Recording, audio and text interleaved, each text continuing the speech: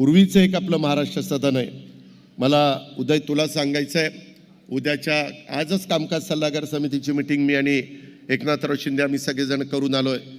10 तारखेला मला अर्थसंकल्प राज्याचा सादर करायचा आहे.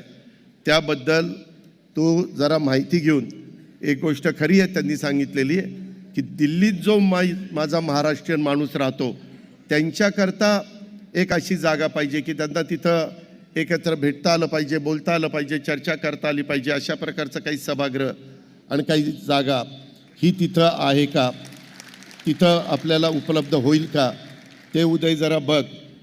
त्याला किती कोटी रुपये लागू दे, उद्याच्या 10 तारखेला तो आकडा तिथं सभागृहामध्ये सांगितला जाईल.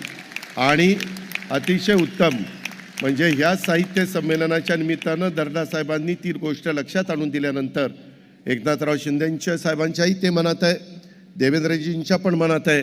ते काही आपल्याला अशक्य नाही, आपण इच्छाशक्ती दाखवू आणि ते करून दाखवू. हे पण निश्चितपणे महाराष्ट्राला साजेसं अशा प्रकारची वास्तू दिल्लीमध्ये तुम्हाला सगळ्यांना अभिमान वाटेल अशा प्रकारची वास्तू आपण त्या ठिकाणी उभी करून दाखवू. हे पण मी या निमित्तानं सांगतो. नमस्कार. न्यूज मराठी 24 या चॅनलचा वर्धापन दिन साजरा होत आहे. मी या चॅनलला मनपूर्वक शुभेच्छा देतो. अत्यंत अल्पावधीमध्ये अतिशय लोकप्रिय हे चॅनल झालेलं आहे. खूप मोठ्या प्रमाणात त्यांनी विश्वासार्हता निर्माण केलेली आहे. खूप मोठ्या प्रमाणात त्यांची व्ह्यूअरशिप आहे आणि ज्या बातम्या देतात त्या ऑथेंटिकेट बातम्या असल्यामुळं मोठ्या प्रमाणात त्यांचा चाहता वर्ग आहे.